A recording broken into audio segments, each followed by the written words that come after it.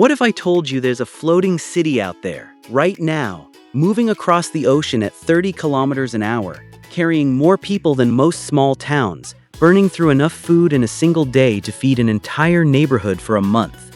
And people are just on it, having breakfast, getting a massage, complaining about the Wi-Fi. Cruise ships are one of the most insane engineering achievements in human history, and most passengers spend an entire week on one without ever realizing just how absolutely unbelievable these things actually are. Today, we're going through 5 facts about cruise ships that will genuinely make your jaw drop. And I promise you, by fact number 3, you will not believe this is real life. Let's get into it. Number 1. The biggest cruise ship in the world is larger than the Empire State Building. Laid on its side. Let that sink in for a second. Icon of the Seas, Royal Caribbean's newest ship, is 365 meters long. The Empire State Building is 443 meters tall. We're talking almost the same size, except one of them floats and moves and has a water park on top. The ship is so large it has 7 swimming pools, 6 water slides, 20 different neighborhoods, and over 40 restaurants and bars. It carries nearly 10,000 people when you count both passengers and crew. That's not a ship, that's a city that decided to go on vacation. And here's the part that really gets people. When this thing pulls into a port, it's often taller than the buildings on shore. Locals come out just to stare at it, because nothing really prepares you for seeing something that size floating in water like it's completely normal. The engineering alone is staggering. The hull has to be perfectly balanced at all times. There are stabilizers the size of cars extending from the sides of the ship to reduce rolling in rough seas. And the whole thing is controlled by a bridge crew using technology that would make a NASA engineer jealous. It's not just a big boat. It's one of the most complex moving structures ever built by human beings. Number 2.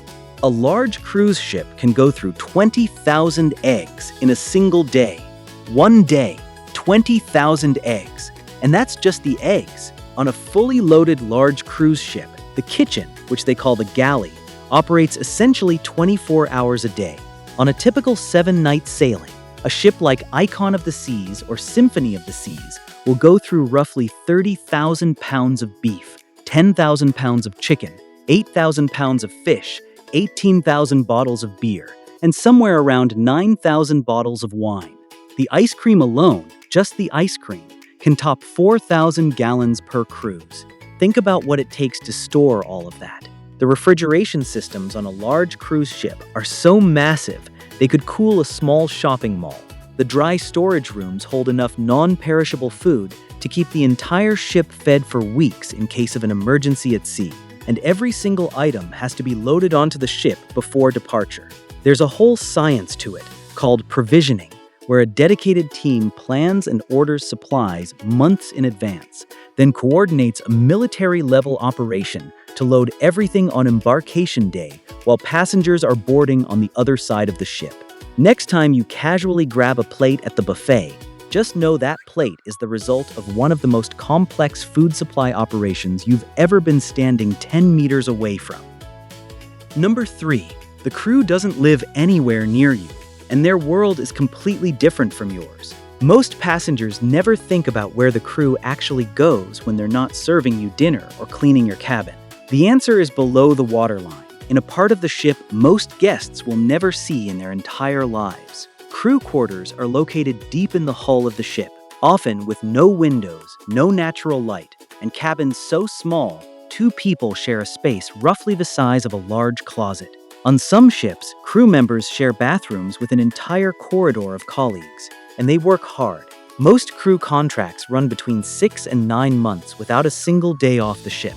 They work 7 days a week, typically 10 to 13 hours a day, with short breaks in between. Many of them are from the Philippines, India, Indonesia, or Eastern Europe, sending most of their salary back home to support their families. But here's the part most people don't know. The crew has their own entire world below deck. Their own cafeteria, called the crew mess. Their own bar, their own gym, their own social scene. There's even a crew deck where they can get some fresh air away from passengers. Some crew members have been on the same ship for years. They know every corner of it. They know which cabins guests complain about most. which deck gets the roughest seas, and exactly how many days until their contract ends and they get to go home. Next time a crew member brings you your morning coffee with a smile after a 12-hour shift, that smile means more than you probably realize. Number 4. It costs over $1 million just to fuel a large cruise ship for a single week. Not to build it, not to run it for a year. 1 week of fuel. Large cruise ships run on what's called heavy fuel oil, a thick, dense type of fuel that's basically the leftovers from petroleum refining.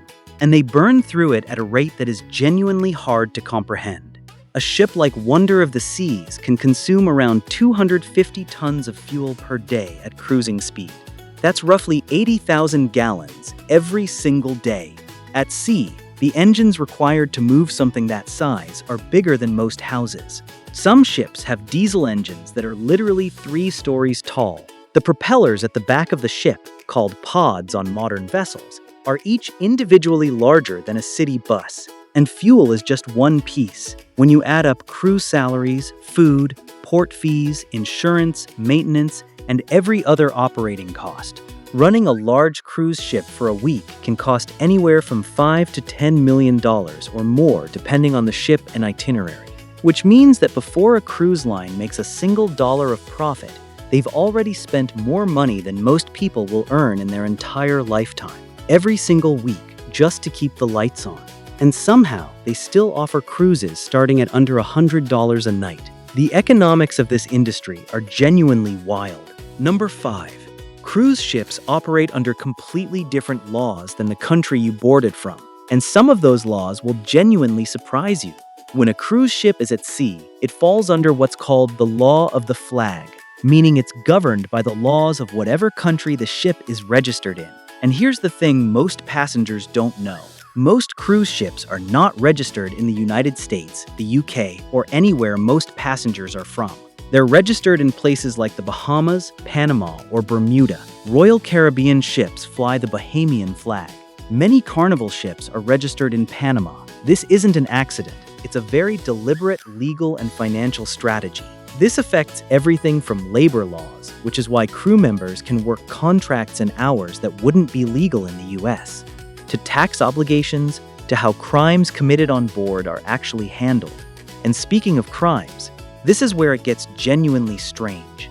If something criminal happens on a cruise ship in international waters, jurisdiction can get incredibly complicated. There have been real cases where it was unclear which country's laws applied, which police force had authority, or even whether a crime could be properly prosecuted at all. The cruise lines do have their own security teams on board, but the legal framework they operate in is far murkier than most passengers ever imagine when they're standing in line for the buffet. This is actually one of the most fascinating rabbit holes in travel law. And I'm curious, did you know cruise ships operate under foreign flags?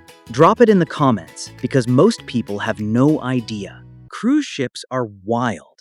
And the thing that gets me every time is that millions of people sail on these things every year and never once stop to think about what they're actually standing on.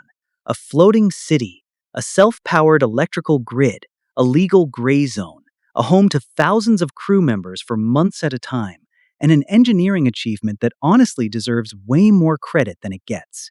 So here's my question for you. Out of everything we covered today, which fact shocked you the most? Tell me in the comments. I read every single one, and I genuinely want to know which one got you.